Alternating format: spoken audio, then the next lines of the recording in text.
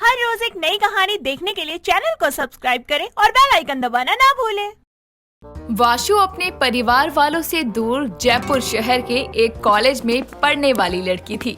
साथ ही वहीं थोड़ी दूर पर एक हॉस्टल में रहती थी। उसका अपने घर से बहुत कम ही कनेक्शन था। वो यहीं कॉलेज में पढ़ती और अपने दोस्तों के साथ मस्त रहती। नेहा, आदि, सूरज, रिया नाम के उसके 4 बेस्ट फ्रेंड थे।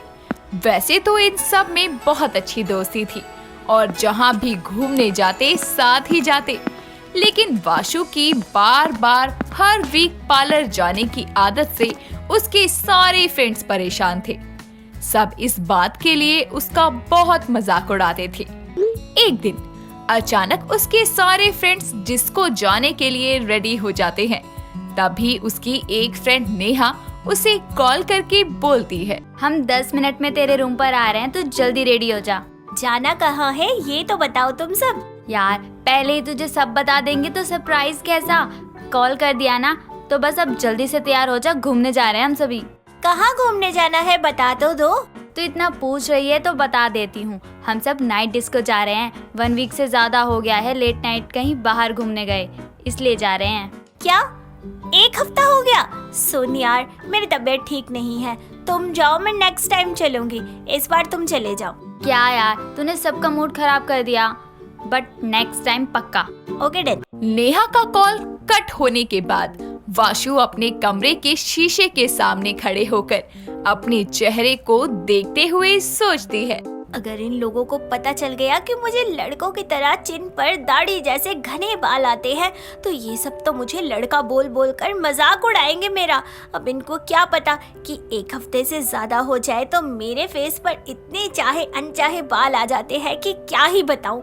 और ये मेरी जेनेटिक प्रॉब्लम है, इसका तो कोई सोल्यूशन भी नहीं निकल रहा है, क्या करूं? इतना सोचकर वाशु चुपचाप अपने कमरे में सो जाती है।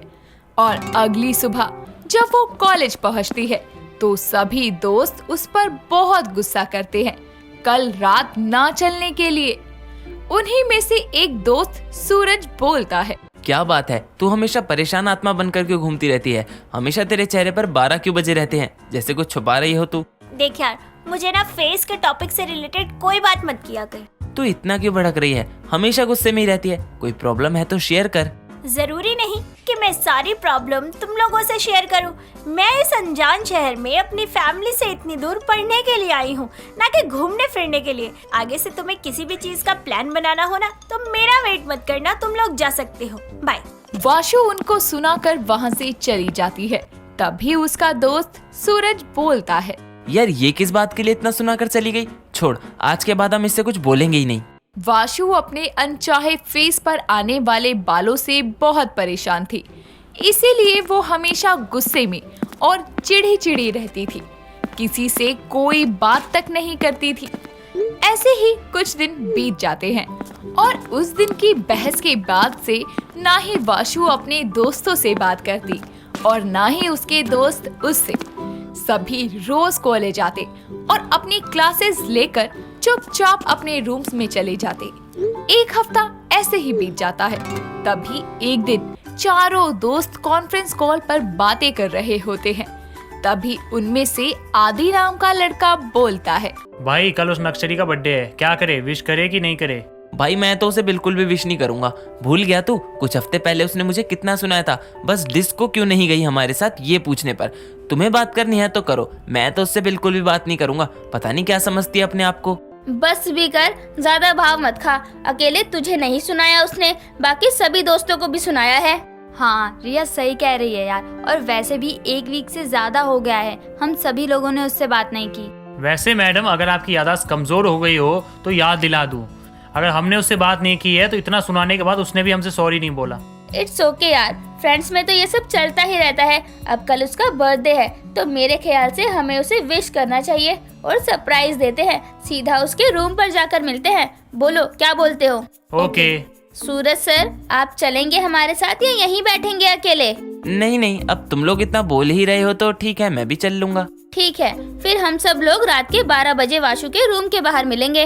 वाशु के सभी दोस्त नेहा, आदि, सूरज और रिया डिनर के बाद रात के 12 बजे एक साथ वाशु के रूम के बाहर इकट्ठा होते हैं और एक साथ वाशु के रूम में जाते हैं और जोर से चिल्लाते हुए उसे बर्थडे विश करते हैं। और अचानक डर के कारण वाशु के फेस से उसकी चादर हट जाती है और उसका बालों वाला चेहरा सबके सामने आ जाता है, जिसे देखकर वो चारों के चारों बहुत हंसते हैं। तभी आदि बोलता है, भाई मुझे नहीं पता था हमारे ग्रुप में 3 लड़के हैं, मुझे तो लग रहा था 3 लड़कियां हैं। हाँ यार, मुझे भी नहीं पता था। ये क्या है वाशु? मुझे तो इसकी शक्ल देखकर ही हंसी आ रही है। इसको तो बिल्कुल लड़कों की तरह दाढ़ी मूछें आती है। तू भी लड़कों की तरह शेव करती है क्या? क्या फनी लग रही है यार तू, सच में। अब समझ में आया तू इतनी जल्दी जल्दी पार्लर क्यों जाती थी।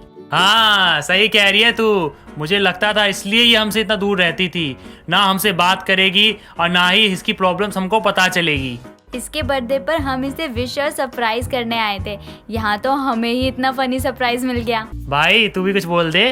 तुम सबकी बकवास खत्म होने का वेट कर रहा हूँ। ये इसकी जेनेटिक प्रॉब्लम है, जो इसके चिन पर लड़कों की तरह बाल आते हैं। इस वजह से शायद ये हम सबसे दूर रहती थी और आज सच में तुम सब लोगों ने इसे एम्बेरस कर दिया यार। सूरज इतना बोलकर वाशु का हाथ पकड़कर उसे लेकर रूम से बाहर चला जाता है और सूरज की बात सुनकर सबको अपनी गलती महसूस होती है कि शायद सच में उन लोगों ने वाशु के साथ बहुत गलत किया है। उसके बाद सभी दोस्त आपस में बात करके एक साथ सूरज और वाशु के पास जाते हैं। तभी उसका दोस्त आदि बोलता है, सॉरी यार, ये मजाक मैंने शुरू किया था, सारी गलती मेरी ही है। सॉरी यार, हमने लड़की होकर भी तेरी सिचुएशन और प्रॉब्लम को नहीं समझा। हाँ यार सॉरी, हम सभी तुझे दिल से सॉरी बोलते हैं। सारे दोस्त वाशु से माफी मांगकर उसे मनाने की कोशिश करते हैं। सभी दोस्तों के बार बार सॉरी बोलने पर वाशु उन सभी को माफ करके बोलती है, इन सब चीजों में आपकी कोई गलती नहीं है। मैं अपने फेस, चिन की हेयर ग्रोथ से इतना ज्यादा परेशान हो गई थी कि सब पर गुस्सा करती रहती थी। लेकिन मुझे समझना चाहिए था कि ये मेरी जेनेटिक प्रॉब्लम है। इसके डर से अगर मैं ऐसे रूम में बैठी रहूंगी तो ये प्रॉब्लम खत्म तो नहीं हो सकती। हाँ बात सही है, लेकिन हम सब तेरे दोस्त हैं, हमें ऐसा नहीं करना चाहिए था। अब इस बात को यहीं एंड करते हैं और हम सब मिलकर तेरा बर्थडे सेलिब्रेट करते हैं। इस तरह से सभी दोस्त वाशु को सपोर्ट करते हैं और उसका बर्थडे बहुत अच्छे से मनाते हैं। और वाशु भी अपनी इस प्रॉब्लम के गिल्ट और डर से फ्री हो जाती है कि अगर उसके दोस्त उसे ऐसे देख लेंगे तो उसका मजाक बनाएंगे। एक सुबह अलीशा अच्छे से तैयार होकर कॉलेज के लिए निकल जाती है। रास्ते में वो अपने कॉलेज की कुछ लड़कियों को लड़कों के साथ बातें करता हुआ देखकर अजीब सा मुंह बनाते हुए वहाँ से चली जाती है। कॉलेज में आकर अपनी फ्रेंड तनीषा से वो बोलती है, यार आजकल के लड़कियों को शर्म लाज नाम की कोई चीज ही नहीं है। किसी भी अनजान लड़के को देखकर खिलखिलाकर बात करती है, जैसे न जाने कितने जन्मों से जानती हो उसे। अरे तो बात करने में कौन लाज शर्म करता है आजकल, और तुझे क्या करना है इन बातों से? यार करना तो कुछ भी नहीं है, लेकिन फिर भी लड़कियों की कोई लिमिट्स होती है, लाज शर्म भी होती है कोई। अलीशा यार क्या फालतू की दकियानूसी बातें कर रही है। तेरी बातें सुनकर ना मुझे गली की वो पुरानी सोच रखने वाली आंटियाँ होती है ना, उनकी याद आती है। अच्छा तू अब मेरी बातों का मजाक बनाएगी? मजाक कहाँ पागल लड़की, मैं तो बस ये कह रही थी कि तू पैदा भले ही 21वीं सदी में हुई हो, लेकिन सोच तेरी बाबा आदम जमाने की है। क्या कहा तूने? मैं बाबा आदम के जमाने से लगती हूँ? रुक अभी बताती हूँ। इतने में ही तनीषा हंसकर भागने लगती है और अलीशा भी उसके पीछे भागती है। वैसे तो अलीशा बहुत ही बिंदास और मॉडर्न दिखने वाली लड़की थी, लेकिन उसके लुक से उसकी सोच का कोई मेल नहीं था। वो जितने नए जमाने की लड़की थी उतनी ही पुरानी थी उसकी सोच। ऐसे ही समय गुजरता है और एक दिन उसके लिए एक बहुत बड़े और रईस घर से रिश्ता आता है, जिसके बाद उसकी शादी रोहन नाम के लड़के से हो जाती है। उसके ससुराल के सभी लोग बड़े खुले मिजाज के थे, यहाँ तक कि उसकी सास अनु भी। ऐसे ही एक दिन अलीशा सुबह सुबह उठकर अपनी सास अनु के पैर छूने लगती है और वैसे ही अनु बोलती है, अरे अलीशा बेटा, तूने तो मुझे डरा ही दिया, और तू ये मेरे पैर क्यों पड़ रही है? बेटी खड़ी हो जा, ये सब करने की कोई जरूरत नहीं है। जरूरत कैसे नहीं है सासू माँ, आप मेरी सास है, आपके पैर तो छूने ही पड़ेंगे। अरे हाँ, मैं तेरी सास ही हूँ, लेकिन तू मुझे अपनी माँ ही समझ। और ये सब ढकोसले करने से क्या होना है, मेरी ब्लेसिंग तो हमेशा तेरे साथ है। भला सास भी कभी माँ की जगह ले सकती है? आज तक तो ऐसा हुआ नहीं, अब क्या खाक होगा। क्या हुआ, और कुछ कहना है? हाँ, वो मैं कह रही थी कि मैंने सबके लिए चाय नाश्ता बना दिया है, आप कर लीजिए। तुमसे किसने कहा नाश्ता बनाने को? अरे घर में सर्वेंट है बेटा इन सब कामों के लिए, तुम्हें ये सब करने की कोई जरूरत नहीं है, समझी? जाओ और अपना काम करो। उसकी ये बात सुनकर अलीशा वहाँ से चली जाती है और अपने कमरे में आकर खुद से बोलती है, आखिर ये कैसा घर है जहाँ पर सास बहू को पैर नहीं छूने देती? परिवार वालों के लिए इतने प्यार से नाश्ता बनाया, उन्हें पसंद नहीं आया। अब बताओ, अपने फर्ज बहू निभाए तो कैसे निभाए? अलीशा की सोच अपनी सास से बिल्कुल अलग थी, जिस वजह से उसे अपनी सास की बातें बिल्कुल पसंद नहीं आती थी। ऐसे ही समय गुजरता है और एक दिन उसकी सास उससे बोलती है, अलीशा सुनो, आज हमारी सोसाइटी की कुछ फ्रेंड्स आने वाली है हमारे घर। तुम समझ लो कि एक छोटी सी किटी पार्टी है, तो तुम भी हमारे साथ एंजॉय कर लेना। जी सासू माँ, आप कहे तो मैं उनके लिए कुछ स्पेशल बना देती हूँ। नहीं नहीं, तुझे ये सब करने की कोई जरूरत नहीं है, मैं पहले ही बाहर से खाना ऑर्डर कर चुकी हूँ। सासू माँ, आपके दोस्त हमारे घर मेहमान बनकर आएंगे, और वैसे भी बड़े बूढ़े कहते हैं कि मेहमानों की खातिरदारी करना पुण्य का काम होता है। मेहमान भगवान समान होते हैं हमारे लिए, और भगवान को बाहर का बना खाना खिलाना, ना ना ना ना, ये तो हमारी परंपरा के खिलाफ है। अरे बेटा, ये सब पुराने जमाने की बातें हैं। आजकल के मेहमान पहले जैसे नहीं होते, वो तो घर के खाने की जगह बाहर का खाना ही खाना पसंद करते हैं। इतना कहकर अनु वहाँ से चली जाती है और शाम होती है। अनु की सहेलियाँ घर आती है। उन्हें इतनी उम्र में भी फैशनेबल कपड़े पहना देखकर अलीशा की आंखें फटी की फटी रह जाती है, जिसके बाद वो लोग अपनी पार्टी को एंजॉय करने लगते हैं। और उन्हें इतनी जोर से हंसते और बातें करता देखकर अलीशा मन में बोलती है, मैं तो बस लड़कियों को बोला करती थी, लेकिन आजकल की तो आंटियां भी कम नहीं है। उम्र के हिसाब से कितना स्टाइल मार रही है ये अपने। भगवान, ये सब क्या हो रहा है? कुछ देर में जब वो सब वहाँ से चली जाती हैं, तो अलीशा अपनी सास से बोलती है, सासू माँ, आपकी सारी सहेलियाँ इसी स्टाइल में रहती हैं क्या हमेशा? मतलब? मेरा मतलब है कि उम्र जाने के बाद ऐसे बत्ती सी निकाल के खीखी खीखी करना, जोर जोर से बोलना, ये सब आप लोगों को शोभा नहीं देता। मेरी माँ तो जरा से भी ऊंची जबान में बात नहीं किया करती थी। अलीशा, कौन कैसे कपड़े पहने कैसे बोले बेटा, ये उसकी मर्जी है। और आज के जमाने में हर औरत खूबसूरत और स्टाइलिश दिखना चाहती है, तो इस बात का किसी की उम्र से क्या लेना देना। और बेटा, तेरी सोच इतनी पुरानी क्यों है? क्योंकि सासू माँ, हमें अपनी उम्र के हिसाब से सजना संवरना चाहिए, बोलना चाहिए।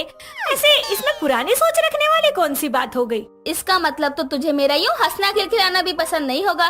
तेरे हिसाब से तो मुझे बस भगवान के पास बैठे घंटी बजानी चाहिए। बेटा, मुझे लगता है ना तुझे अपनी सोच में बदलाव लाने की जरूरत है। इतना कहकर वो वहाँ से चली जाती है और अलीशा खुद से बोलती है, अरे ये जवाब तो सुनकर जाती, अपने आप को जवान समझती हो क्या? अरे इस उम्र में पाठ पूजा करनी चाहिए, फैशन नहीं। इतना बोलकर वो चली जाती है। ऐसे ही कुछ दिन बीत जाते हैं और एक दिन अलीशा के सर में थोड़ा दर्द होता है और वो आराम कर रही होती है। तभी वहाँ रोहन आकर बोलता है, अलीशा, क्या हुआ? तुम्हारी तबीयत तो ठीक है ना? जी जी बिल्कुल, बस सर थोड़ा दर्द हो रहा है और कुछ नहीं। ओह, तो मेरी वाइफ के सर में दर्द है, तो मुझे तुम्हारे लिए कुछ करना चाहिए। क्या कर सकता हूँ मैं? हाँ, मैं तुम्हारे लिए एक बढ़िया सी कॉफी बना कर लाता हूँ, जिससे तुम्हारा दर्द छूमंतर हो जाएगा। अरे अरे, ये क्या कह रही है? मेरे होते हुए आप किचन में कैसे जा सकते हैं? पैरों से, और कैसे? आप भी ना, मतलब बीवी के होते हुए पति काम करे, ये शोभा थोड़ी देता है।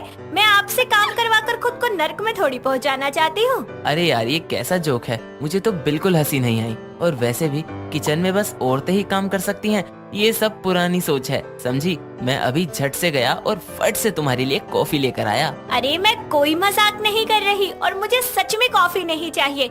मुझे तो लग रहा है कि आपको भूख लगी है, इसीलिए आपके हाथ डगमगा रहे हैं कुछ बनाने को। अरे अलीशा, मुझे कुछ नहीं खाना, सुनो तो।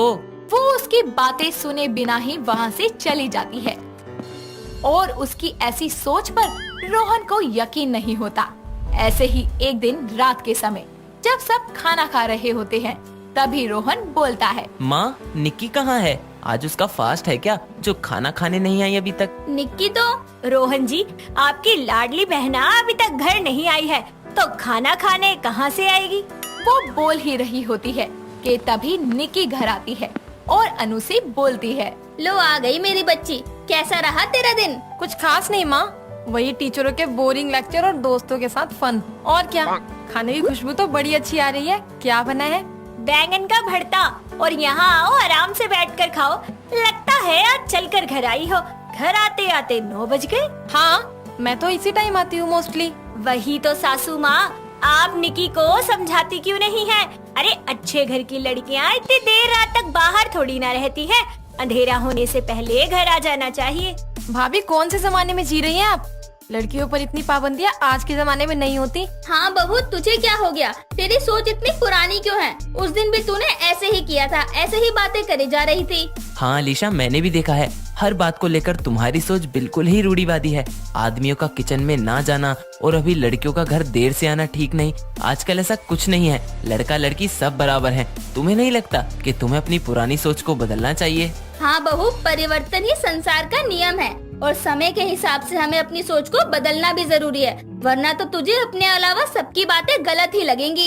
अनु और रोहन अलीशा को उसकी पुरानी सोच को बदलने के लिए और चीजों को नई तरह से देखने के लिए समझाते हैं और अलीशा भी उनकी बातों को संजीदगी से लेने लगती है, जिसके बाद वो धीरे धीरे अपनी सोच में बदलाव लाना शुरू करती है और फिर कभी भी अपनी सास या घर के बाकी लोग उसकी पुरानी सोच के लिए उसे ताने नहीं देते। दोस्तों, अगर आपको ये कहानी पसंद आई तो इसे लाइक करें, शेयर करें और कमेंट करके बताएं कि कहानी में आपको सबसे अच्छा क्या लगा।